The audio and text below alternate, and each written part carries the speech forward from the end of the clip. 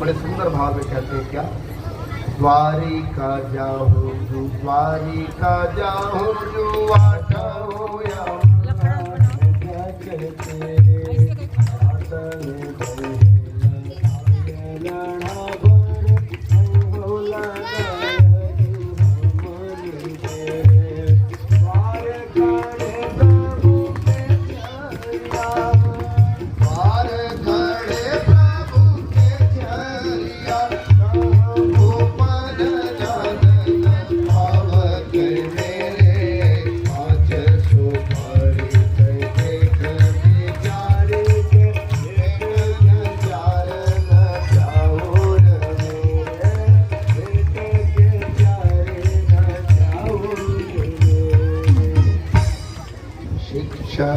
हौसी गरी जग पोतिया ताको कहाँ बजते हो शिक्षा ये तपके पर लोक से धारे संपत्ति कोटि न को नहीं रक्षा मेरे ही हरि के पद पंकज मेरे ही हरि के पद पंकज परीक्षा और न को न चाहिए बाबन के धन केवल भिक्षा बाबन के धन केवल और न को धन चाहिए बाबन के धन केवल भिक्षा। तो एक बार हलचल नहीं लगाए और 8 प्रकृति है, इसलिए 16,108 कन्याओं का वर्ण भगवान ने दिया है। भगवान द्वारिकापुरी में 16,108 रूपों के साथ रहने लगे। जब सभा में आना होता तो एक हो जाते और जब घर में जाना होता तो 16,108 हो जाते। एक बार भगवान श्री कृष्ण जी ने रुक्मिणी जी से विरोध किया, विरोध माने मजाक, देवी मैंने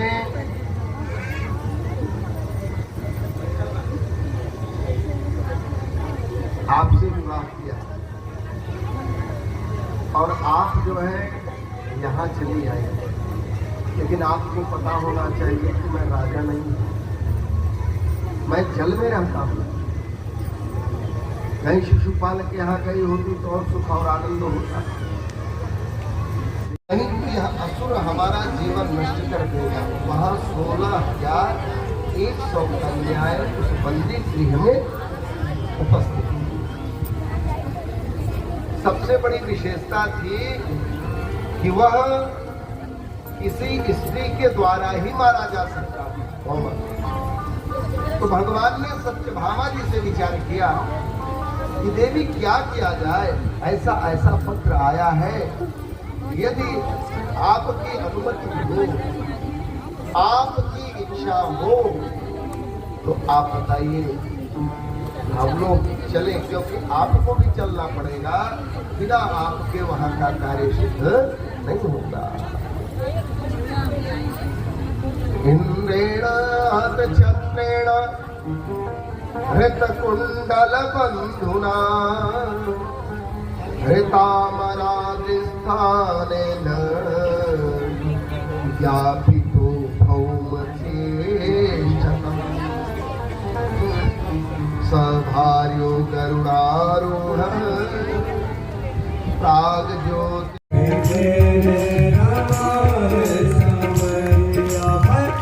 लगा के सावरिया से मैं तो भाई बावरिया, लगा के सावरिया से मैं तो भाई बावरिया, मेरे नाले लगा दो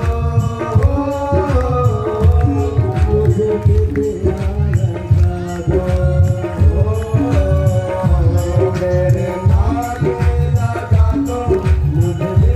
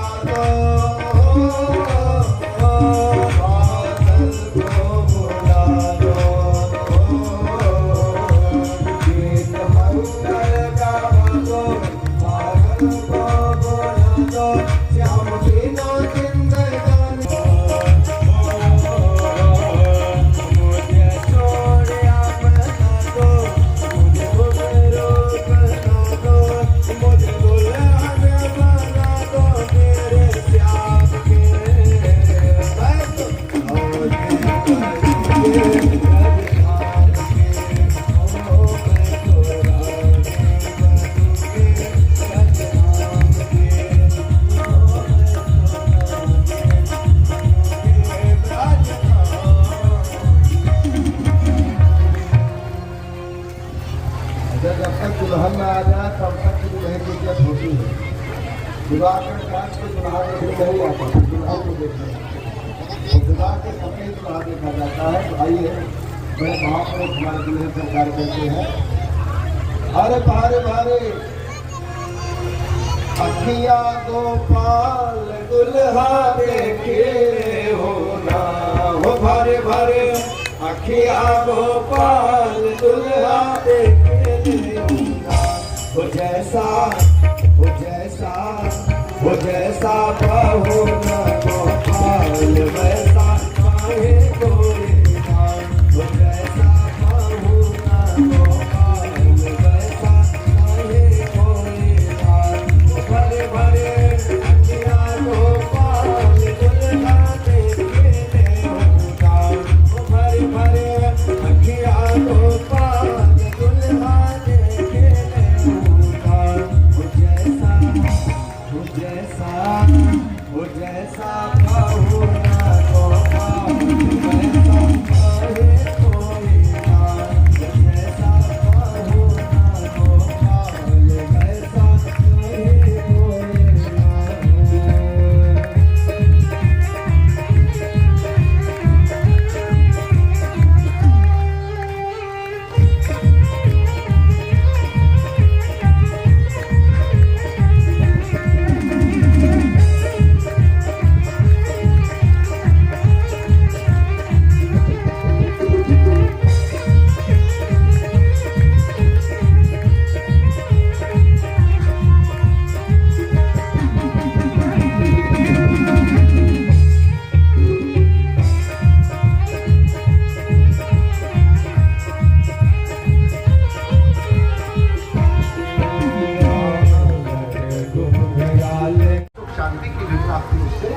अवश्य ही होती है।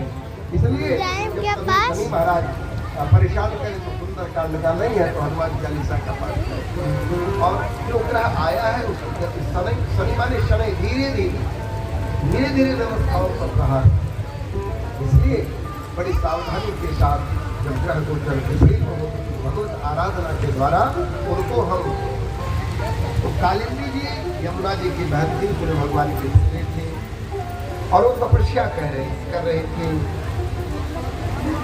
भगवान श्री कृष्ण और अर्जुन जी हस्तिनापुर गए थे, वहाँ स्त्री को तपस्या करते हुए देखा तो भगवान ने कहा कि भाई जाओ पता लगाओ ये कौन है।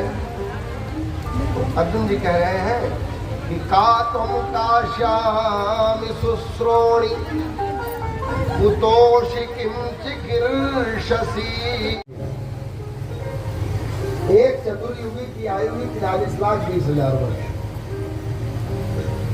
और ब्रह्मा जी का जो एक दिन है, ध्यान दीजिए, ब्रह्मा जी का एक दिन है जब 1000 बार ये चतुर्युगी व्यतीत होती है। कौन सी चतुर्युगी? कलयुग, द्वापर, त्रेता, सतयुग, इनको मिलाकर के एक चतुर्युगी होता है जिसकी आयु 43,20,000 वर्ष है। जब ये 1000 बार व्यतीत होता है तब ब्रह्मा जी का एक दिन पूर्ण होता है। ध्यान दीजिए।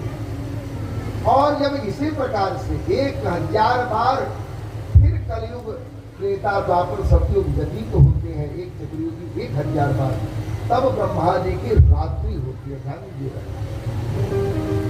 इसलिए तो ब्रह्मा जी को आने जाने में त्रुटि का समय लगा, यहाँ 1 वर्ष व्यतीत हो। अब ध्यान दीजिएगा कि इसी प्रकार एक दिन है, 1 वर्ष, ब्रह्मा जी की आयु, पूरी आयु 100 वर्ष की होती है, जिसे 2 परार्धों में बांटा गया। 50 वर्ष का प्रथम जो आपको करना है नित्य निभाते हुए, योग आदि करते हुए, स्नान आदि करते हुए भगवान के पास कुछ समय जरूर दीजिए, अवश्य दीजिए। कितना भी व्यस्तम जीवन हो, 10-15 मिनट, 20 मिनट नित्य निर्धारित करिए कि ये समय हमें प्रभु के पास देना है। उससे जानते हैं क्या होता है? जो दिन भर की ऊर्जा है, जो दिन भर का कार्य है, न होने वाला कार्य भी हो सकता है, भगवान से संबंध बना करके निकले तो न होने वाला कार्य भी हमारा हो जाए। और कहीं जल्दी में भगवान को छोड़ करके हम निकले तो होने वाला भी कार्य हो सकता है कि बहुत आगे के लिए निकल जाए। इसलिए आप भगवान के भजन को कोई बोझ मत समझिए, भगवान के नाम को कोई मजबूरी मत समझिए। उससे प्रेम के साथ, आनंद के साथ, निष्ठापूर्वक नित्य प्रति हमारे जीवन में, हमारे परिवार के साथ बैठकर सायंकाल में मानस की 10 चौपाइयां जरूर पढ़िए और पढ़ाइए बच्चों को। जबरदस्ती बैठाइए, एक नियम समय बनाइए कि परिवार के सारे लोग चाहे सुबह चाहे शाम बैठ करके जरूर भजन कीर्तन करें। इससे आप ये समझिए कि हमारे परिवार का जो वातावरण है बड़ा पॉजिटिव रहेगा, बड़ा आनंदमय रहेगा। स्वतः